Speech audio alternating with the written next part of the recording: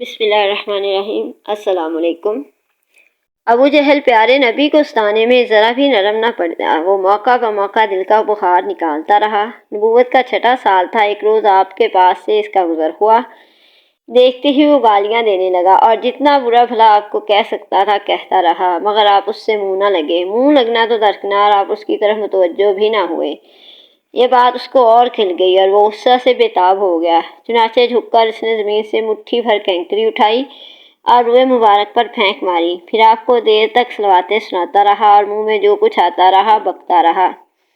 وہیں ایک لونڈی کھڑی یہ سب دیکھ رہی تھی، یہ عبداللہ تیمی کی لونڈی تھی۔ ہاں، وہی عبداللہ تیمی جو آپ کے یار غار حضرت ابو بکر کا چچا زاد بھائی تھا۔ قریش کے سرداروں میں اس کا شمار تھا اور بہت ہی دولت مند رئیس تھا، مگر عیاشی اور بدکاری میں طاق تھا۔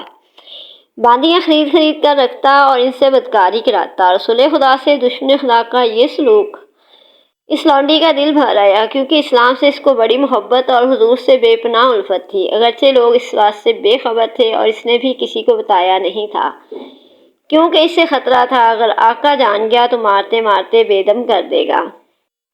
شام کو اسے پیروں کی چاپ سنائی دی۔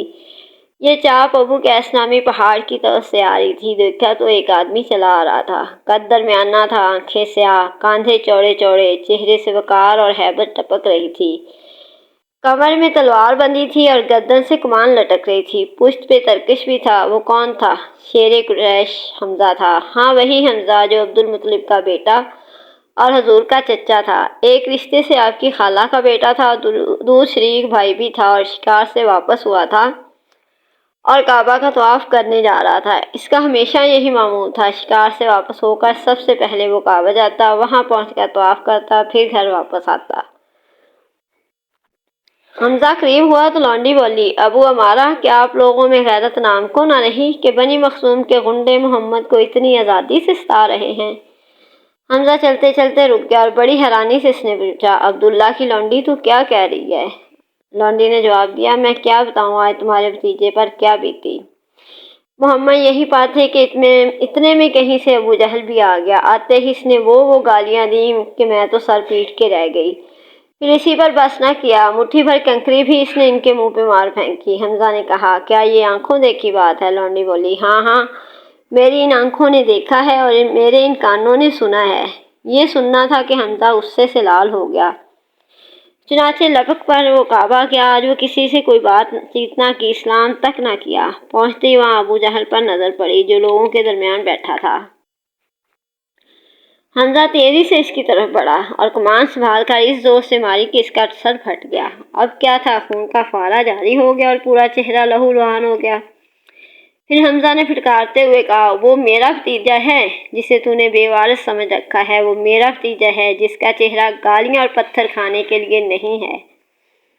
حمزہ بہت باروب آدمی تھا، اس کے غصے سے ہر ایک کانپتا تھا، وہ بگڑ جاتا تو کوئی بول نہ سکتا تھا، اس لیے ابو جہل نے اس خطا کو خوشنما بناتے ہوئے کہا، صاحب اس نے تو ہم کو الو سمجھ، کبھی ہماری عقلوں پر چوٹیں کرتا ہے اور کبھی باپ دادا کے خلاف آواز اٹھاتا ہے، اس پر بھی بس نہیں، وہ ہمارے دیوتاؤں کو بھی نہیں بخشتا، پھر ہمارے جتنے لونڈی غلام ہیں ان سب کو وہ بہکاتا ہے۔ حمزہ بولا، تم سے زیادہ نادان ہے بھی کون کہ اللہ کو چھوڑ کے بے جان مورتیوں کو پوجتے ہو؟ سن لو، میں بھتیجے کے ساتھ ہوں، اب اسلام ہی کے لیے میرا جینا ہے اور اسلام ہی کے لیے میرا مرنا ہے۔ چونکہ ابو جہل قبیلہ بنی مخزوم سے تھا اور وہاں اس قبیلے کے بھی کچھ لوگ موجود تھے، اس لیے وہ فوراً ابو جہل کی مدد کے لیے اٹھ کھڑے ہوئے بولے، حمزہ معلوم ہوتا ہے کہ تم اپنے دین سے پھر گئے اور کسی اور کے چکر میں آ گئے۔ حمزہ نے کہا، جب اس کا حق ہونا مجھ پر واضح ہو گیا تو پھر میں کیوں نہ مانوں؟ سن لو، محمد اللہ کے رسول ہیں اور جو کچھ وہ کہتے ہیں بالکل حق ہے، خدا کی قسم اب میں اس سے نہیں پھر سکتا۔ ہاں، اگر تم سچے ہو اور کچھ بل بوتا رکھتے ہو تو روک کے دیکھ لو۔ ابو جہل نے حمزہ کا یہ غصہ دیکھا تو وہ ڈرا اور سمجھ گیا کہ اس کا انجام اچھا نہیں ہو سکتا، چنانچہ ساتھیوں سے بولا، ہٹاؤ، جانے دو، میں نے واقعی محمد پر بڑا ظلم کیا۔ اس طرح حمزہ نے بھرے مجمع میں اپنے مسلمان ہونے کا اعلان کر دیا اور پوری بے باکی سے کہہ دیا کہ میرا وہی دین ہے جو محمد کا دین ہے۔ مگر پھر لوٹ کر جب گھر آئے تو فکر مند ہوئے، کیا میں جو کچھ کہہ کے آیا ہوں صحیح ہے؟ کیا میں نے غلط بات کا تو اعلان نہیں کیا؟ کہیں میں جذبات کی رو میں تو نہیں بہہ گیا؟ اسی طرح سوچتے رہے کہ آنکھوں میں رات کٹ گئی۔ پوری رات جاگتے رہے اور دعا کرتے رہے، خدایا مجھ کو سیدھا راستہ دکھا، میرے دل کو قرار عطا فرما۔ پھر صبح ہوئی تو انہیں ایسا معلوم ہوا گویا سینہ کے پٹ کھل گیا، دل کو پورا اطمینان ہو گیا اور باطن نور یقین سے جگمگا اٹھا۔ چنانچہ وہ دوڑے ہوئے بھتیجے کے پاس آئے اور اپنے مسلمان ہونے کی خوشخبری سنائی، نیز مرتے دم تک دین کے لیے جان لڑانے کا عہد کیا۔ حمزہ کے مسلمان ہونے سے ایوانی کفر میں زلزلہ آ گیا، کیونکہ باطل ایک بہت بڑے بہادر اور جان باز سپاہی سے محروم ہو گیا۔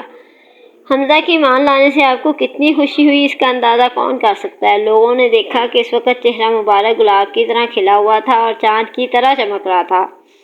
نیز اسی موقع پر بے اختیار آپ کی زبان سے نکلا، خدایا حمزہ کو ثابت قدم رکھ، کیونکہ حمزہ قریش کے سب سے بڑے پہلوان تھے۔ ان کی بہادری کا ہر طرف چرچا تھا، ہر چھوٹا بڑا ان سے ڈرتا تھا۔ اس طرح ان کا مسلمان ہونا اسلام کے دور اقبال کا آغاز تھا۔ پھر اس وقت آپ نے یہ دعا بھی فرمائی، خدایا عمر اور عمرو میں جو تجھے زیادہ محبوب ہو اس سے اسلام کی مدد فرما۔ عمر خطاب کا بیٹا تھا اور عمرو ابو جہل شام کا، یہ دونوں بھی قریش کے بہت ہی طاقتور باسط سردار تھے۔ آپ کی تمنا تھی کہ ان دونوں میں سے کوئی مسلمان ہو جائے کہ اسلام کی شوکت دوبالا ہو جائے۔